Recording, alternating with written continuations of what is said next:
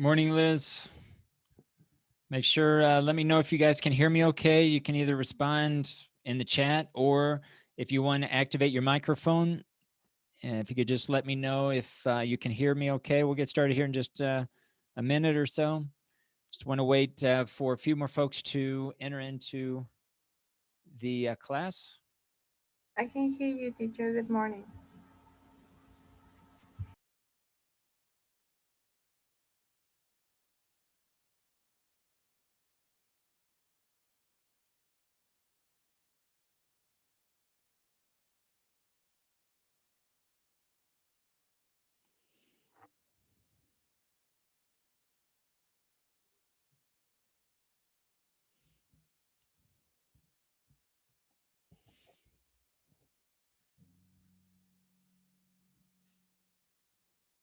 Are you guys able to hear me okay? Yes, I can hear you. Okay, great. Thank you. Good Just want to morning. make sure before we get started.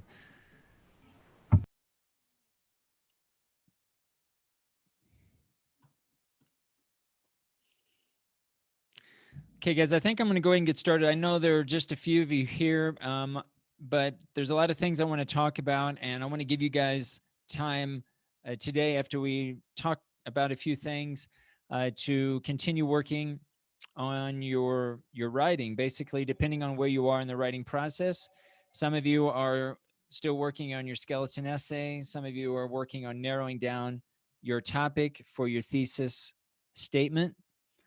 Some of you, I think, are even ready to begin writing.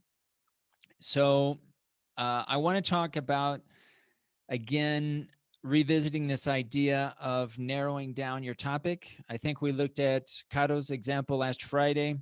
I created a video that kind of consolidated just that discussion that I included in our virtual classroom. And I want to show you where you can find that to see if that's helpful to revisit, if you need to, how to go about narrowing down your topic.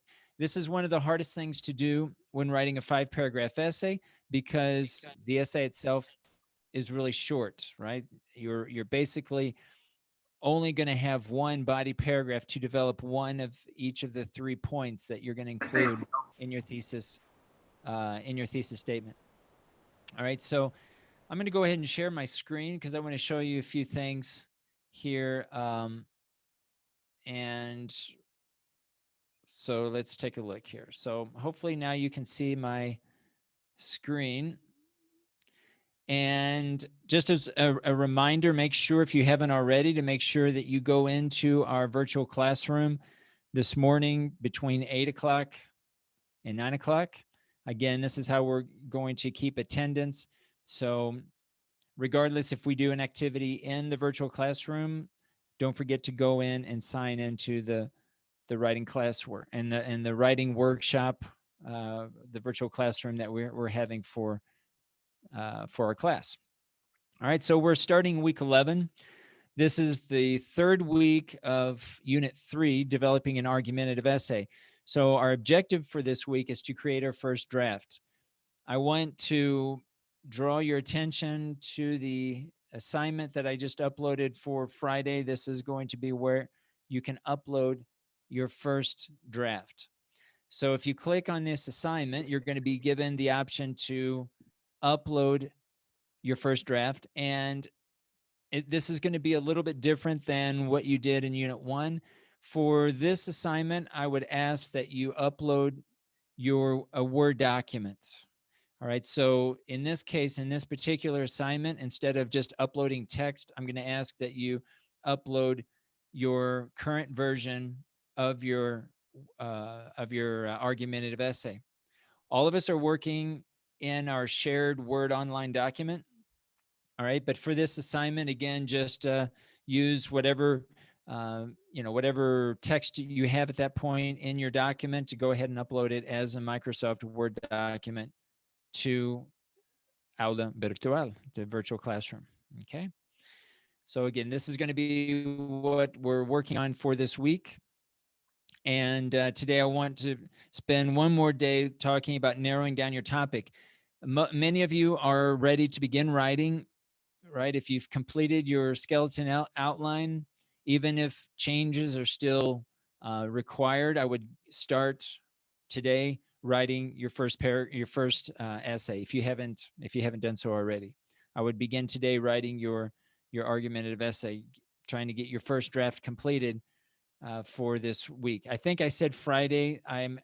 I think I meant to say Saturday. Okay, so I'm going to give everyone all day Saturday until Saturday to complete the first draft. If you need that extra day on Saturday, I want to provide you the opportunity to finish so that I can go through on Sunday and hopefully finish by Sunday, giving you enough feedback to work with to begin your final draft starting next week. Okay, so I want to give you guys an extra day. I usually assign it due dates for Friday, but I'll give you all day Saturday to try to complete the first draft. And yeah, so that's going to be what we're going to focus on for this week. All right. What I would like to do first, guys, is today I'd like for you to go into the activity under week 11. And I know some of you have uploaded your thesis statement as part of your skeleton outline assignment. And some of you have uploaded it to last week's forum. If we go back to week 10, some of you have uploaded a skeleton outline here. Some of you obviously have uploaded to the forum called thesis statement. Whatever your thesis statement or wherever it is and whatever version it is currently as of today, what I would like is for all of us today to go into week 11 and upload uh, your thesis statement to this forum that's called Narrowing Down a Thesis Statement. This is going to be our focus. Again, I want to revisit this idea, showing more examples of how you can go about narrowing down your thesis statement. Again, one of the hardest things to do when writing a 5-paragraph essay. So I want to give everyone just a minute or so, wherever your thesis statement happens to be. If it's in your Microsoft Word document, you want to copy it from that document, fine. If you want to copy it from an assignment that you uploaded earlier, fine. Wherever your current thesis statement is, I want to give everyone just a few minutes here this morning to go ahead and upload it to this forum called Narrowing Down a Thesis Statement. Again, this is located under week 11 under our class in the virtual classroom. All right, so I'm going to mute my mic just for a second. If you guys have questions about how to, what we're doing here, let me know. But I'll give you just a minute or so to go ahead and upload your current version of your thesis statement to this forum, again, under week 11. I'll go back here to week 11. Scroll down under activities. And this is the form where I'll ask you to go ahead and upload your thesis statement at this time.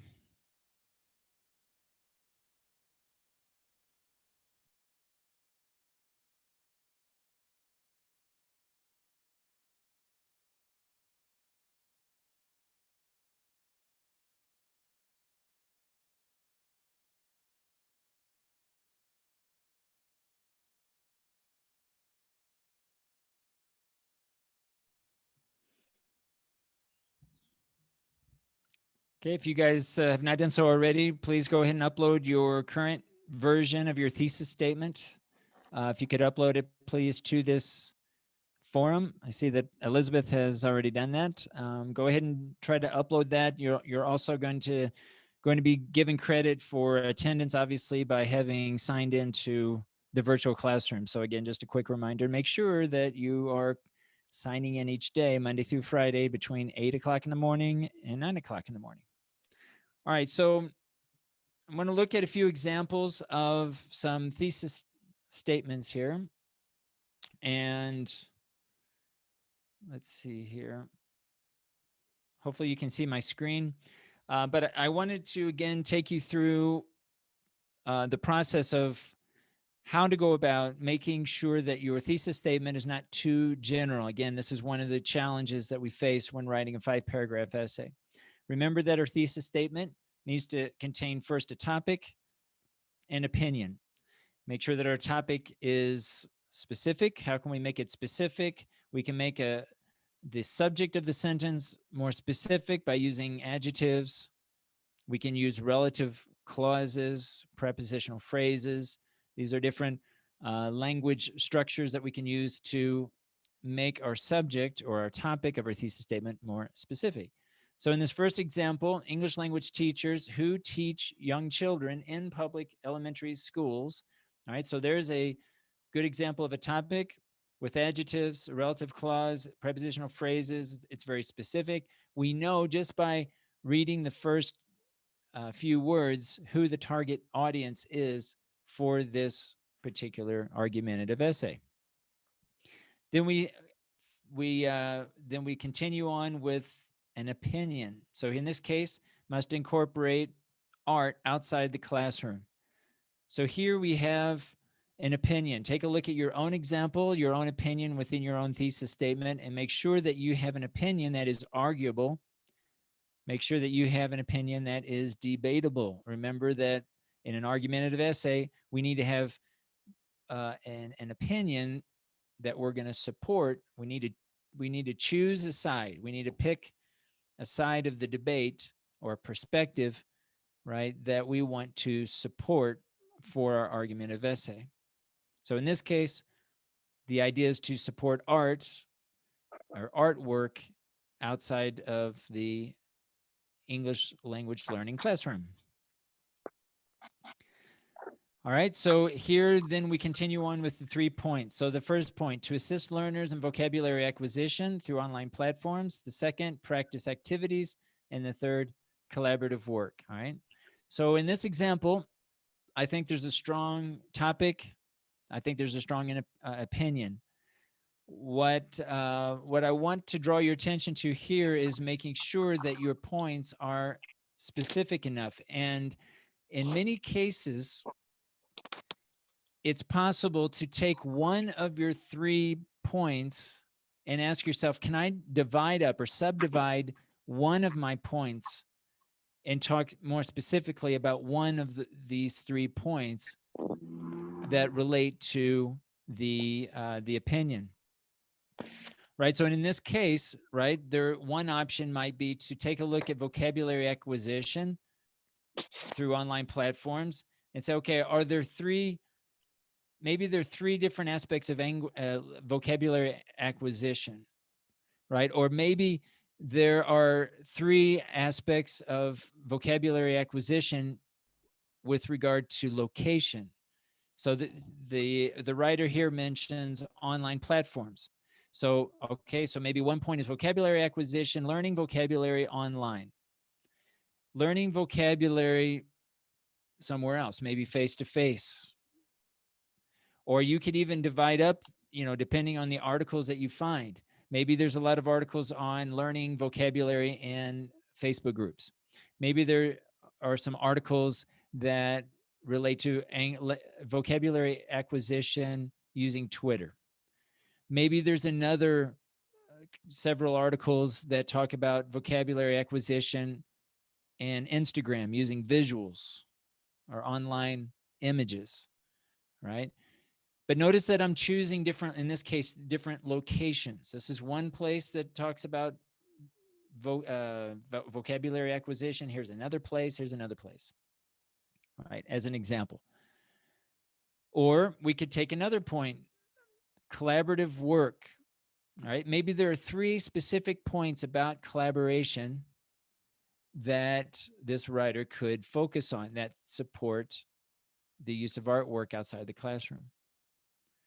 All right. Now, the idea of practice activities, right? Again, that's a little bit general. Maybe there's 3 very specific ways of practicing, and practicing, maybe it's related to vocabulary too. Maybe there's 3 ways to practice vocabulary acquisition. Here's one way. Here's another way of practicing vocabulary acquisition. And so this is So this is what I would try to look at in this particular example, and ask everyone to kind of look at your own examples to see if you feel that your 3 points are specific enough. And the second aspect to this is to make sure that not one point is actually part of another point, that it's not a subcategory or it doesn't get subsumed into the other category. All right. So this is also just making sure that we're not confusing one aspect talking about it when maybe it should be in another, it supports another point. All right.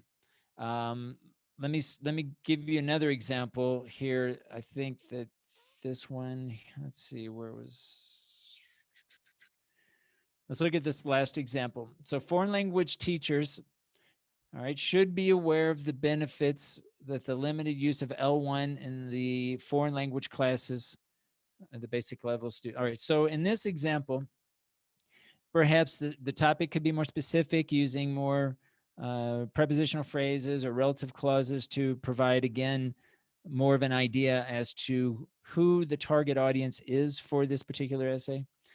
And here in the opinion, should be aware of the benefits. I think I would avoid benefits and just say, okay, it looks like that the writer is supporting limited use of L1. So English language teachers or foreign language teachers should limit the use of L1 in the foreign language class of a basic level, okay, and of a college students, okay. May have to reword slightly this, but it's specific enough. That's fine. Now, here are the 3 points, because number one, the use of L1 helps basic level students to lower their anxiety levels. All right, so something about anxiety levels, lowering their anxiety levels in the classroom. Now, here we have the idea, if the opinion is to limit the use of L1, all right, if there are benefits, if you're going to choose, say, okay, I think that we should limit the use of L1, then you're basically saying we shouldn't use the L1. We should basically just use the L2.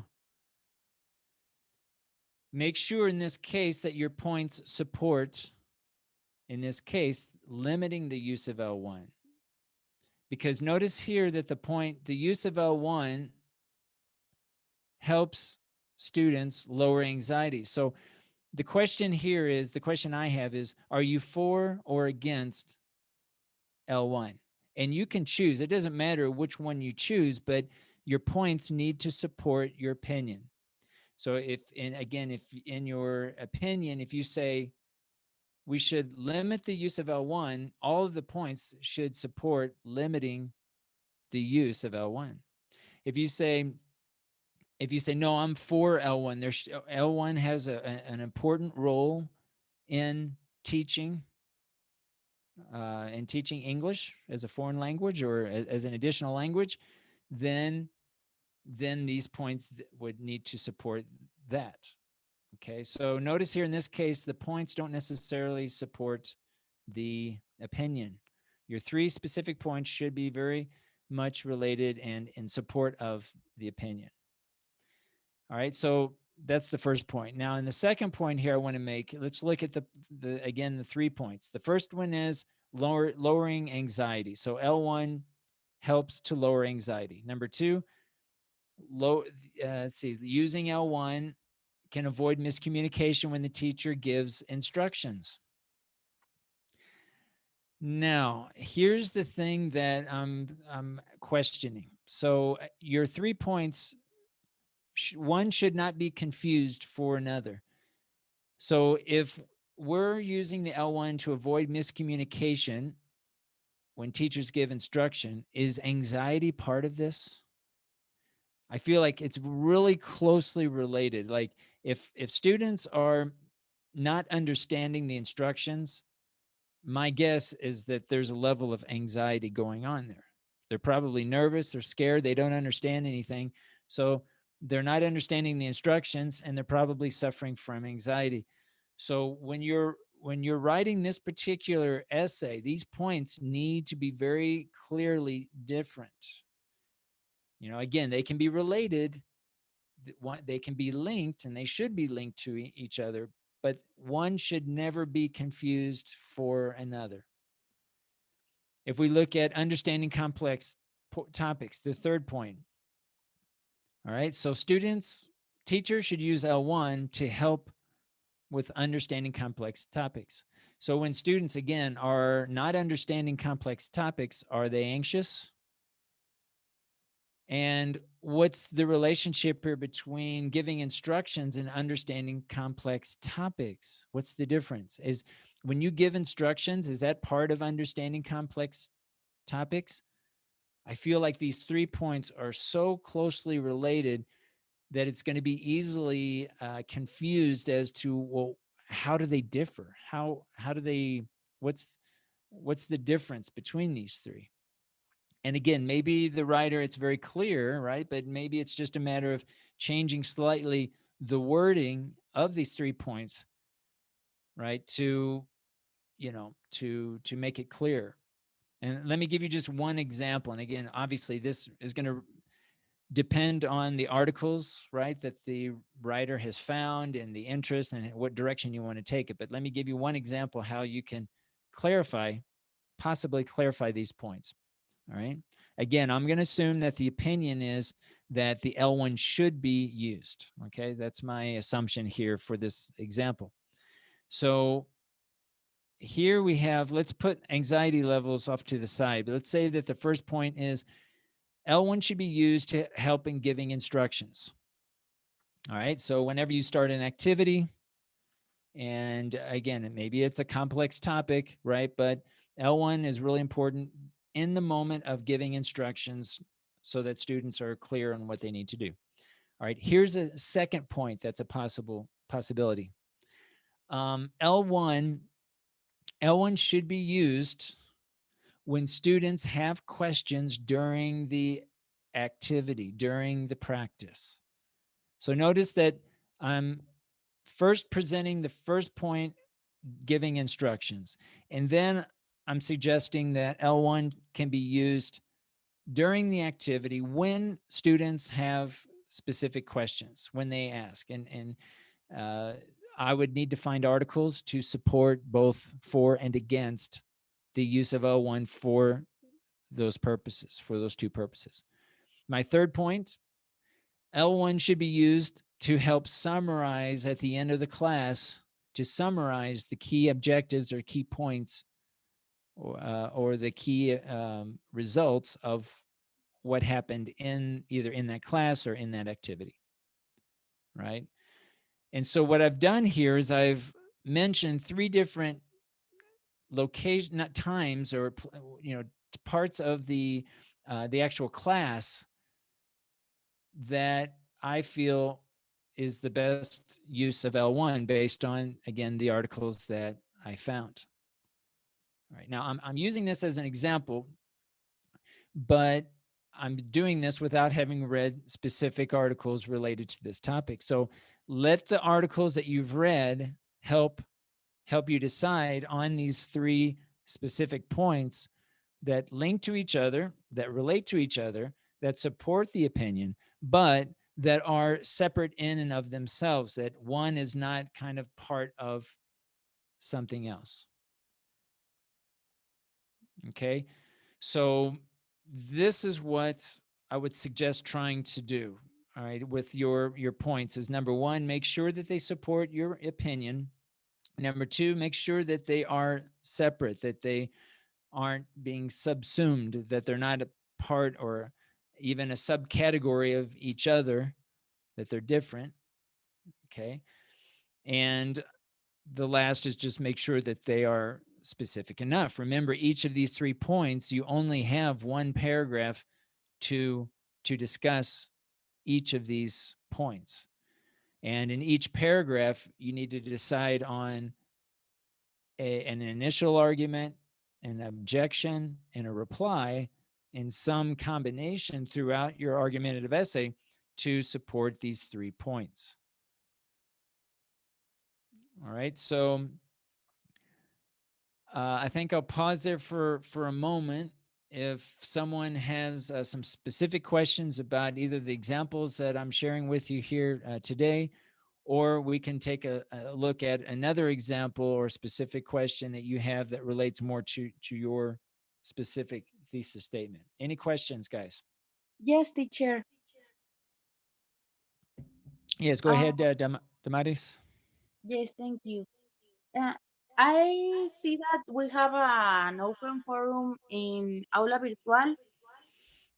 We have to post our thesis statement, but corrected there.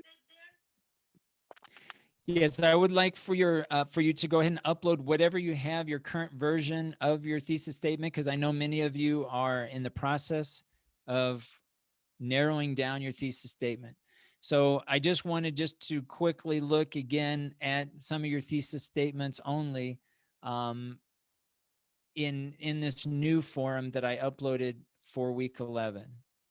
Okay, All right. So if you have not done so already, if you guys could just spend a few minutes here just copying and paste wherever your thesis statement happens to be. I know some of you might have it in your Word document. In fact, I hope all of you have it in your shared Word document.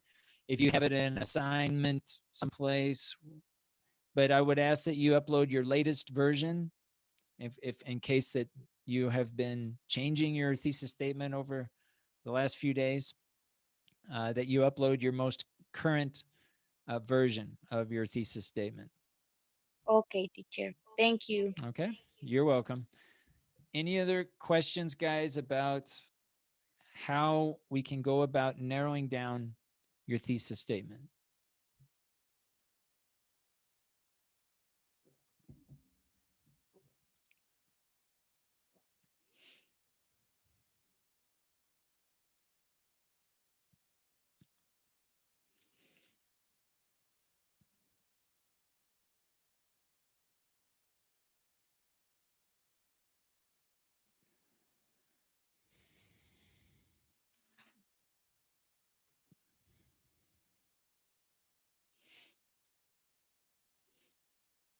This document that we're looking at that I'm sharing with you now, I've included a link in our Microsoft Teams.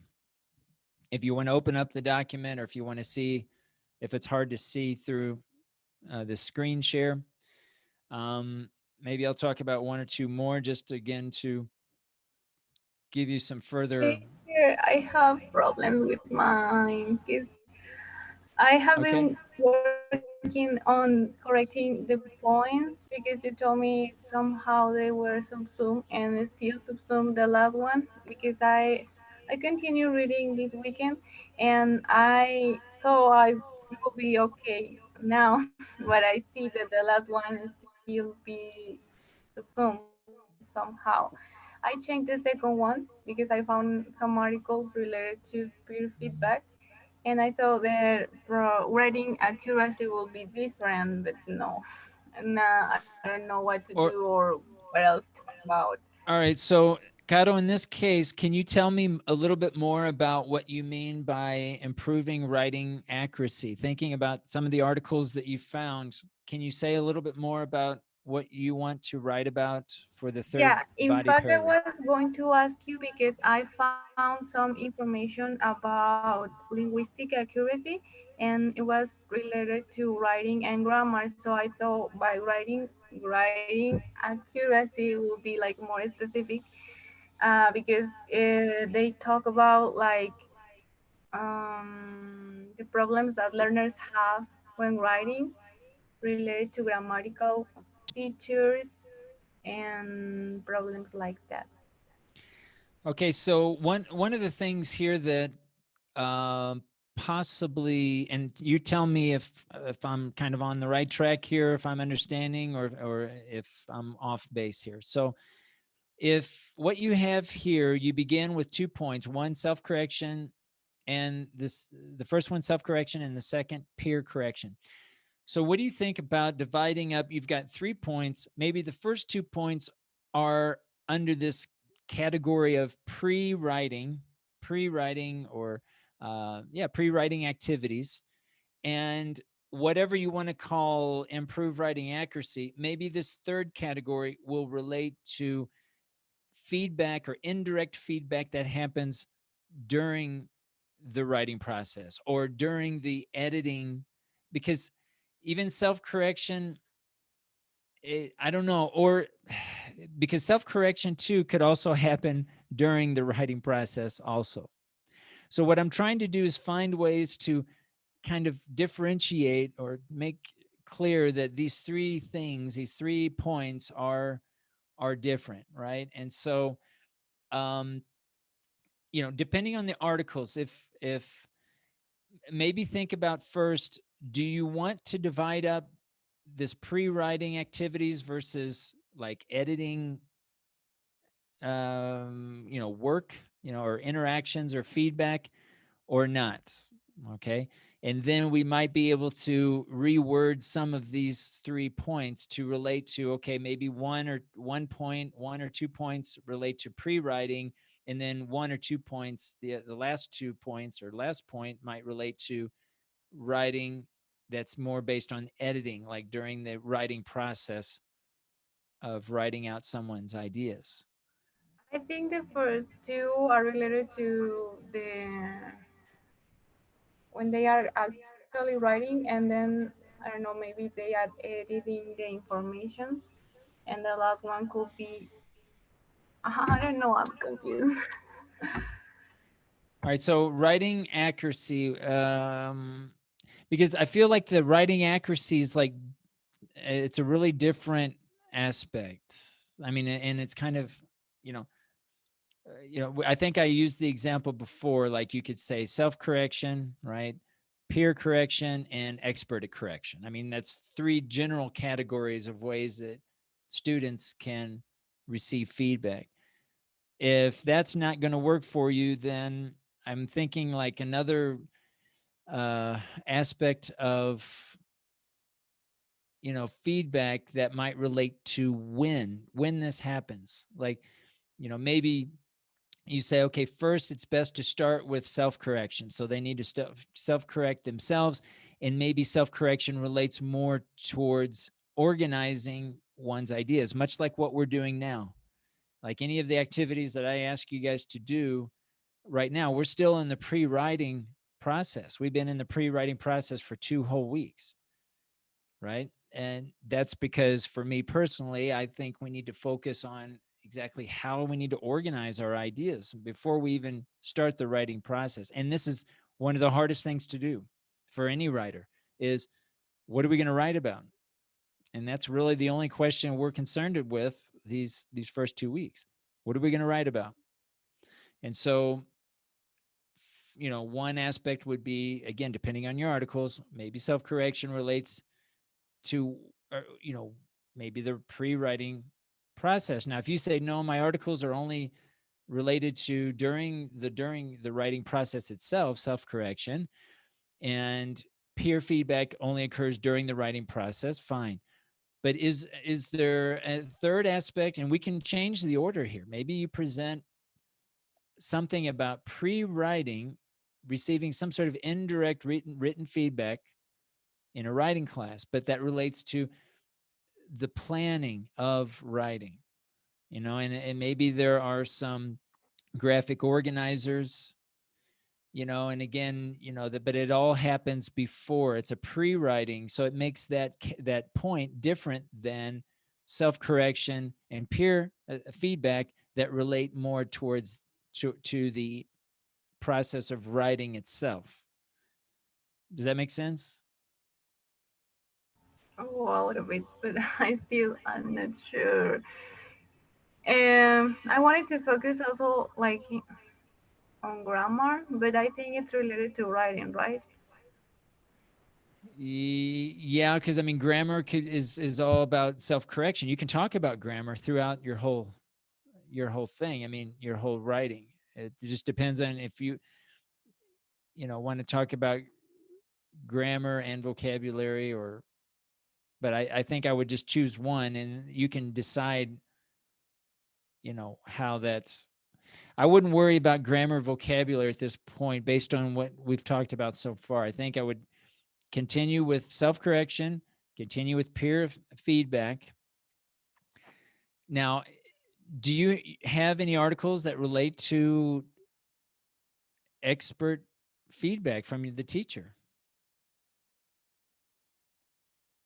Because I think there should be some.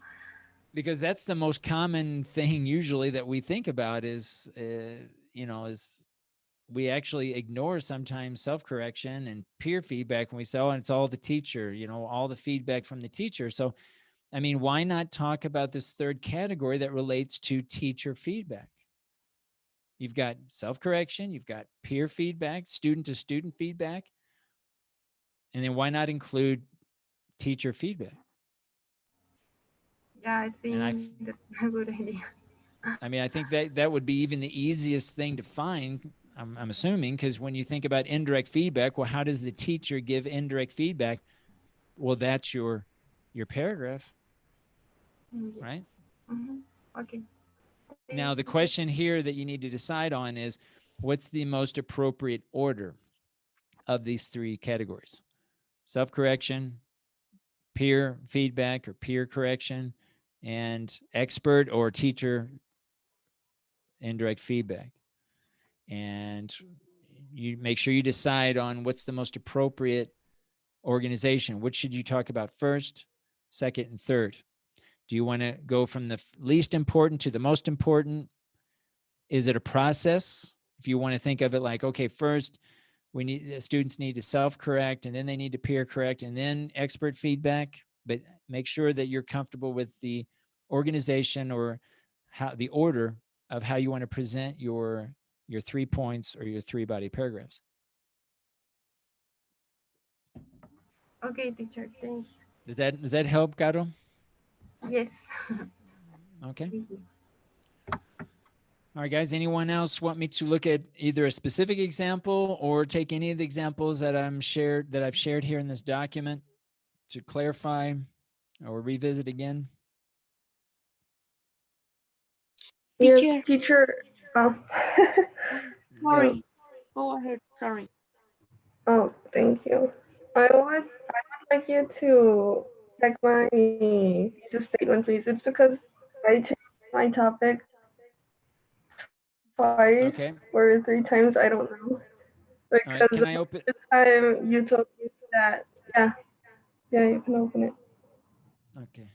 The Go first ahead. time you said that it should be more like a topic related to education, so I changed it, and then I changed it, but when you checked the problem statement, you told me that I was talking more about problems instead of solutions. So I didn't Oh have yeah. any, so I had to think of a different topic, so I think I did it in a rush, basically. All right. So let's take a look, Elizabeth. Let's take a look at your current example here. And so you have English language teachers should consider different aspects to improve their online classes, such as, all right, should consider. All right. So let's start with first the opinion. You've got your topic, English language teachers, okay? And later you can decide if you want to relate more towards teaching adults, teaching children, teaching basic levels, teaching advanced levels, whatever. Maybe there's some other additional aspect later that you can go back and add to your topic. Now, your opinion, before we get into the points, I want us to focus first on your opinion of your thesis statement. So your opinion currently reads, should consider different aspects to improve their online classes. Okay, so for me, this is your opinion. Now, when I think of an opinion for an argumentative essay, I'm thinking to myself, I'm asking myself, all right, what's the counter, right? Remember that this is about a debate. And so if you say something in your opinion, there should be the opposite that is also a valid point. So in the way it reads now, your opinion is should consider different aspects to improve online classes. What's the opposite? What's the counter argument? Teachers should not consider different aspects to improve online classes. Now, do you see when I say that out loud, Here's your counter. Let me just read it again. And you tell me how strong you think this counter argument is, the opposite of what you're trying to say. English language teachers should not consider different aspects to improve their online classes. Okay. Does that, you see what I mean? Yes. All right, so I'm going to give you an example, and this is just off the top of my head. You have read a lot of articles, and you're going to be able to come up with a better opinion than the example that I'm going to give you. But I want to show you what I would do, what I could do to at least have a stronger opinion for an argumentative essay. English language teachers should include YouTube videos to improve online classes to support grammar. Something along those lines. So I'm combining online video, Okay. grammar, to teach online classes. Now, here's the counter, and this is what I want you to see. Here's the counter. English language teachers should not use YouTube videos to promote grammar teaching in class. They shouldn't use videos. And I have all kinds of reasons why they shouldn't use videos. No, but all right, but my argument is no, they should use videos to support grammar teaching in English language teachers, and I have all this support to evidence to support my opinion. But do you see what I'm doing here? I'm trying to find an opinion, and I only have to state one, right? I want you to think of the counter, but I don't want you to say what the counter is. But you should, think and reflect to yourself, okay, is there a logical counter? Because really at the end of the day, you're going to be presenting these counters later on specifically to different aspects, different points, right, of this opinion. But this is the general opinion for your whole essay that you're saying, hey, YouTube videos help promote grammar and online teaching. And my whole essay, my 3 body paragraphs are to discuss 3 specific points that relate to why I think YouTube videos or videos should be used to promote grammar teaching. Okay. Right? Thank you. So that's, I want you to think about that. And again, maybe you have this together. It's just the way that you're wording the opinion. All right. So that's what I would say about the opinion. Now let's look at the points. So teachers should use different aspects. All right. So such as. So now we have our 3 points. Such as. They should take into account the number of students in their class.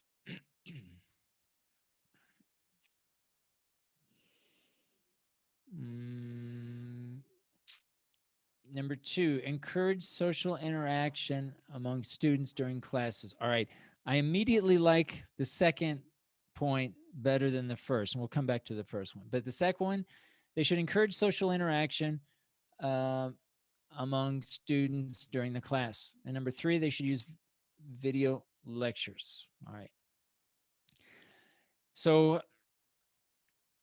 I'm going to try to give you some feedback on the points. I would feel better that I feel like I could give you better feedback if I knew exactly what the opinion was. But let me just make a few comments here about the first point.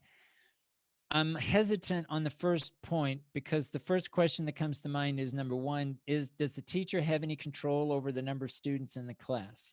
Now, maybe you mean that teachers need to be aware of the level of ability or the way in which they interact. Like, let's say, for example, you're supporting mixed abilities groups, like heterogeneous groups where strong students are paired up with weaker students, for example.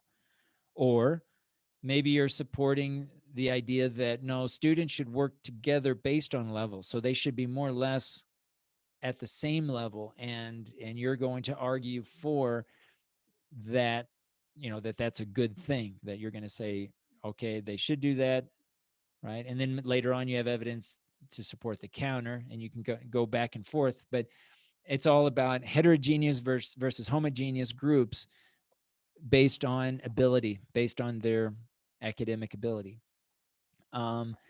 But what I would suggest, if you're meaning that just the sheer number of students in the class, I would suggest avoiding that, only because most of the time teachers don't have any control over how many students they have. It's just the reality of student enrollment, school policy, just a lot of variables that are outside of the teacher's day-to-day decision. And so, just to keep it, I think, a little bit easier, I would try to choose topics that relate a little bit more towards decisions that teachers make on a day-to-day basis, only because I think there's more articles that discuss that, thinking in terms of initial argument, counter argument, and rebuttal. Okay, so that's what I would say about Mhm. the first point. I like the second point. In fact, the second point, I think it would be great if you could subdivide that one point into three different aspects. Like, think about what are three different ways that the student interaction could take place to help promote whatever the opinion is that you want to support. Like having that second point as the opinion. Yeah, I mean, yeah, you could actually move social interaction up to the opinion, exactly, and then say, okay, one way to students can socially interact could be working in heterogeneous groups, another could be working in homogeneous groups, and maybe another way is either working some way outside the classroom, or even individually, or some other way, right? But you're choosing actually three different ways that students could socially interact. It could also be based on technology. So you mentioned video lectures. So maybe students could interact with video lectures outside of the class. That's one category. That's one point. Another point, students could interact in videos in the classroom. And there's a whole different dynamic that's involved in that situation. Another way, maybe they interact, maybe they produce videos, they create as a product, and they interact with their own products, right? And again, I'm just thinking out loud here, but let the articles that you're finding when you're reading, ask yourself, okay, well, what kind of interactions are they talking about here? And then maybe you can start categorizing the articles that you have based on, in this case, social interaction that would be part of your opinion for this essay. Okay. Thank you. All right. Does that, hopefully that helps. And again, just use the Yeah. articles that you have. I don't want you to change. I feel like you're on the right track. It's just kind of fine tuning your ideas so that Mm, you have a clear direction about, what you're going to write about yeah. for those paragraphs, because again, you only have one paragraph for each of these points. And I don't want you to bite off too much information here, so to speak, for one paragraph. And again, this is one of the most challenging things to do with the 5 paragraph essays, making it specific. All right. Yeah. Teacher, I Thank have you. another question. Sorry. Yes. I found an article and it says that goes from page 155 to 168. But actually, when I open the file, it's a PDF file and it's the article itself, but the pages are different. It goes from 1 to 22. So I don't know if I should adapt the pages to the actual file or to what the citation says. I would always use the actual pages that are presented in the document. So when you go into the document and you see the pages as being printed in the journal in your file, I would rely on those. And it's likely that if you look a little bit deeper inside the document, you're going to see the corrected citation with the corrected page numbers. But I would use the page numbers that are in the document as printed out. So when I write the reference, should I write it like taking into account the pages that are in the file? Correct. Okay. And Yep. also, can I use references from 2014? Yes, that's fine. Yeah, Okay. do your best, guys, to keep it within the last 5 years. But if it's 6 years old, that's fine. I think the main thing is try to avoid really old references, 10, 15, 20, 30 years old references as best you can. But yeah, that's fine.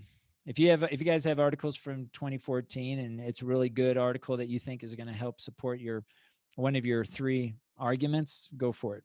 That's fine. Thank you, teacher. Okay, you're welcome. All right, guys, we're almost at the end of the class.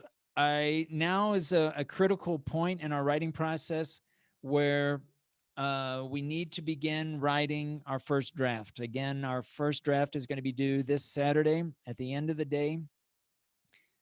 So I I will be available if you guys want to get together and discuss about your topic, just like what we're doing here, but one-on-one.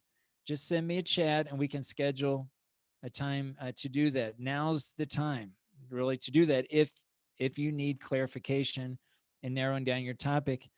I promise, although you may get frustrated about the number of times we keep talking about the thesis statement, but it really does help when you start writing that you have clarified specific topics for your thesis statement. You have an outline and topic sentences that are all aligned. It really does make the process easier for number one, and number two, even more so, you will end up with a better essay as a result. If we can't figure out how to write more specific in our thesis statement at this point, to try to do the same thing when you're writing the essay makes the writing process more difficult. Okay, it can be done, of course, and we will get through it, but it makes it more difficult. So this is why I'm spending so much time on this thesis, on this narrowing down our topic, and this is part of the writing process. So don't get frustrated. Make sure that you keep thinking about it and keep talking about it, either whether you're talking about it with me, talking about it with your classmates, which I totally recommend that you guys get together in your groups and outside of class and discuss your topic, because the more you can discuss it, the more it forces you to reflect on, what you're doing, where you're at in the process. Okay. So again, send me a chat if you guys want to schedule time and discuss your topic. Tomorrow we'll continue on with other aspects of your writing. I want to start talking about developing your paragraphs and having evidence to support your different claims and so on. All right, guys, we'll stop there for today. And again, make sure that you have entered into the virtual classroom sometime, at least once between 8 o'clock and 9 o'clock in the morning each day, Monday through Friday, in order to be counted absent. All right, guys, thank you. Enjoy the rest of your day, and we'll see everybody tomorrow. Oh, teacher, I forgot to mention that Omar is sick, so he couldn't attend the class today.